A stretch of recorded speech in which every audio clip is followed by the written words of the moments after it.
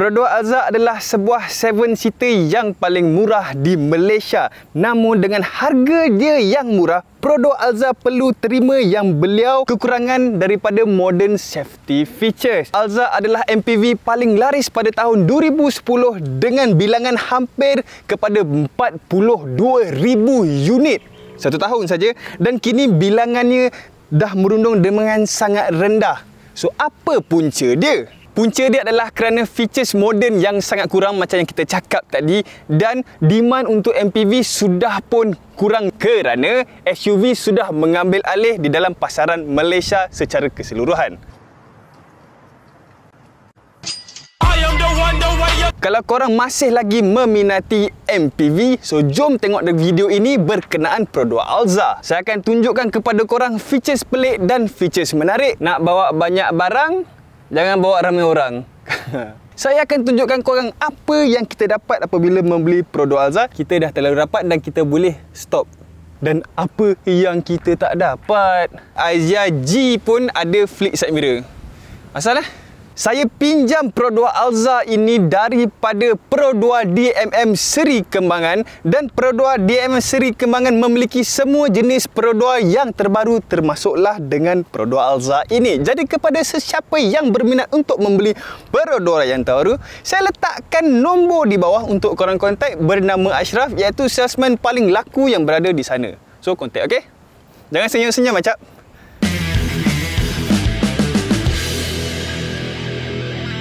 Ini adalah 7-seater yang paling murah di Malaysia dengan harga yang bermula daripada RM51,000 hingga ke RM62,000, dan nilainya hanya kurang sedikit saja daripada Proton Zora. Jadi kita akan perasan beberapa features yang kurang di dalam kereta ini. Namun dengan harga yang saya sebutkan tadi, harapan kita adalah kita mampu menerima apa yang di-offer pada kita. So jom kita start.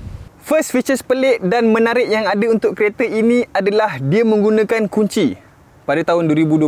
Okey, manual key tu diguna pada tahun 2020. Kita punya seat yang bergabung antara kiri dan kanan. Kita boleh perasan pada bahagian sini ada satu seat pada bahagian tengah ni. Jadi untuk mendapatkan seat yang lurus daripada sana ke sini, apa yang perlu kita buat? Perodua bagi jawapan dengan cara segala mechanical akan diletakkan pada bahagian depan konsol tengah ini. Dia tiada lagi handbrake. Dia digantikan dengan foot brake yang duduk sebelah dengan yang ada dengan kita punya standard brake. Jadi kalau orang yang tak tahu dengan Alza ni, dia orang akan kata, oh, ada clutch.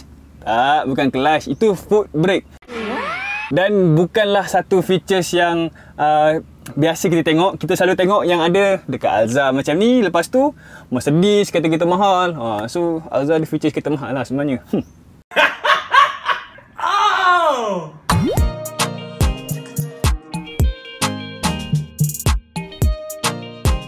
Perodua Alza juga ada features pelik yang ada di bahagian depan kereta ini, iaitu dia punya gauge cluster yang tidak duduk pada bahagian pemandu. Dia duduk pada bahagian tengah yang ada pada bahagian Alza ini. Jadi walaupun yang memandu adalah pada bahagian kanan, bahagian kiri juga boleh tengok apa yang ada pada meter ini. Jadi kalau gauge cluster dah duduk pada bahagian tengah, siapa yang duduk pada bahagian kanan, pada bahagian depan pemandu? Hanyalah kompartmen sahaja. Perodua Alza adalah sebuah MPV. Jadi kereta ini memiliki satu ruang yang besar pada bahagian tengah dan juga belakang. Lebih besar daripada mungkin station wagon. Yalah, sebab dia nature untuk sebuah MPV. Boleh tengok pada bahagian belakang ini, apa yang diberikan kepada kita adalah legroom dan juga headroom yang cukup baik. Boleh tengok saya punya bahagian atas dan juga kaki boleh bergerak macam biasa, tiada masalah. Ya, betul ada orang cakap kita punya seat belakang ini kecil.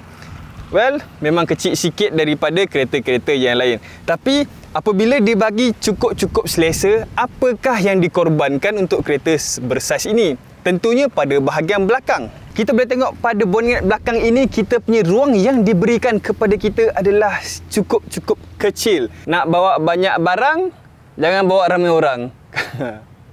So antara dua itulah.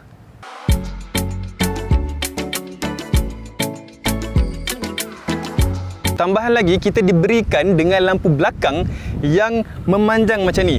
Ya, Memang bukan benda yang pelik, namun ini adalah tahun 2020.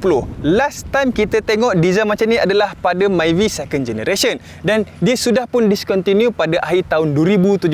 Saya dah bagi tahu korang yang tadi ini adalah Pro 2 Alza yang paling high spec, iaitu Pro 2 Alza Advance. Namun dia tak macam adik-beradik dia yang lain, iaitu macam Myvi ke ataupun Arus ke. Dia punya sport rim yang diberikan kepada kita untuk Advance sekalipun adalah one tone saja. Namun one tone yang diberikan bukanlah silver tapi smoke macam ni. Dia ada satu colour yang menarik juga. So itu adalah features pelik dan features menarik yang diberikan kepada kita oleh Pro 2 Alza. Jadi apa yang kita tak dapat apabila kita membeli kereta ini dengan harga ini? Saya akan tunjukkan kepada korang. First, kita tak dapat ASA walaupun dia adalah full spec daripada Pro 2. And yang ini adalah Pro 2 Alza Advance, tapi bawah spec saja daripada dia, iaitu SE, terus tak dapat flick mirror. Sebab apa saya tahu? Sebab ayah saya sendiri pun pakai Pro 2 Alza SE dan dia tak ada flick. Kenapa? Even saya punya Asia G pun ada flick side mirror. Asal lah? Airbag yang diberikan untuk Pro 2 Alza tidak lebih dari 2. Hanya 2 saja airbag yang diberikan kepada kita oleh Pro 2 Alza. Dan dia tiada vehicle stability control, iaitu macam traction control tu. Tiada eco idle seperti mana yang famous di dalam Myvi. The last one is untuk sebuah MPV dia tiada aircon pada bahagian belakang, yang bahagian tengah tu. Tapi tiada masalah sebab aircon yang ada pada bahagian tengah itu macam yang kita tengok, dia ada satu aliran pada bahagian dalam tu. Pada bahagian tengah aircon dia akan pergi straight ke belakang dan tidak boleh di-adjust supaya belakang pun dapat aircon yang sama.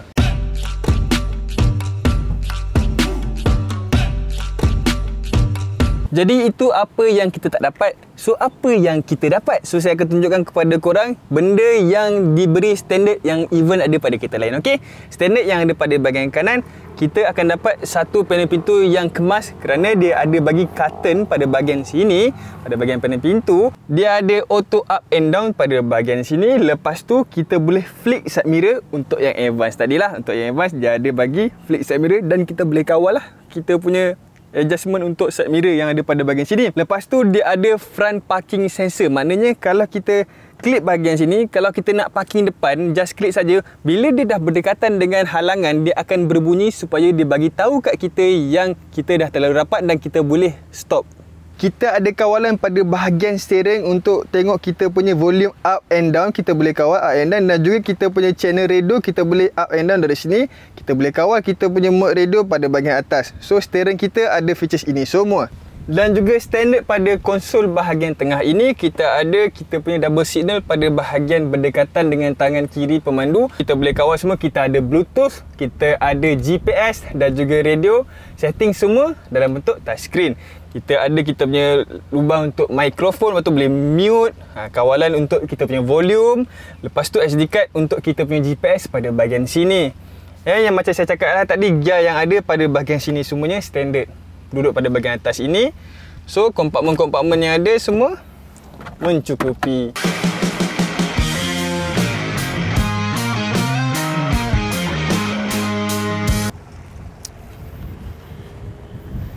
Kita dah selesai tengok Pro 2 Alza secara keseluruhan. Yang tinggal hanyalah kita punya pengalaman untuk memandu. Apakah rasa dia bila kita bawa kereta ini? Saya akan dokumentkan kepada korang semua. Jom kita start. So jom kita start untuk review pada bahagian dalam. Jom kita drive. Walaupun dia adalah sebuah MPV, first impression saya adalah kereta ini bukanlah kereta yang sangat tinggi. So untuk kereta zaman sekarang, SUV yang ada, kita punya kereta ada satu sitting position yang tinggi, membuatkan kadang-kadang kita rasa tak confident untuk ambil corner ke macam mana ke. Tiada pada kereta ini. Steering yang ada pada Pro 2 Alza adalah power steering. What? Okay, Pro 2 yang lain dah tak menggunakan power steering. So digunakan apa? Digunakan electronic power steering. Oh my god!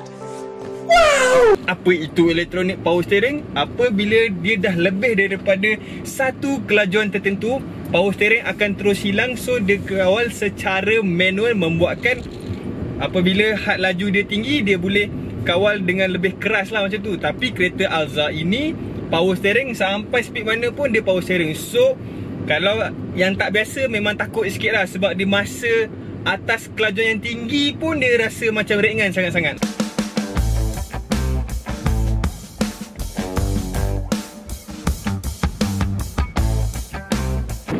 Adakah kereta ini memiliki comfort yang baik? Ya, for sure. Comfort dari segi mata, nak tengok kiri kanan pun senang. Comfort dari segi seat ni pun selesa. Cumanya mungkin pada bahagian belakang akan cakap comfort kurang sikit, sebab aircon sedikit struggle untuk pergi pada bahagian belakang sekali. Itu sahaja. Handling kereta ni adalah handling yang bagus sebab dia rendah. So naturally dia memang bagus. Acceleration tu yang best. Walaupun kereta ni 1.5 sahaja, tapi dia punya throttle tu boleh rasa lah macam throttle by wire. Sebab kita orang yang salesman ni pun lagi suka bawa Alza daripada Arus dari segi dia punya pecut tu. Sebab pecut dia terus pergi je. Tak, Arus tak dapat macam ni. Dia lambat lagi kalau Arus. Arus kan 15 second ni. Oh. Megah. Daripada pecutan, sebenarnya dalam keluarga Pro 2 kebanyakan salesman akan sukakan Alza sebab dia ada teknologi yang lama sikit. So dia makan minyak, tapi bila makan minyak dia bagi performance yang macam tu sebenarnya. So korang pilih lah yang mana. Adakah kereta ini memiliki features yang baik? Dia hanya ada features yang sikit-sikit saja.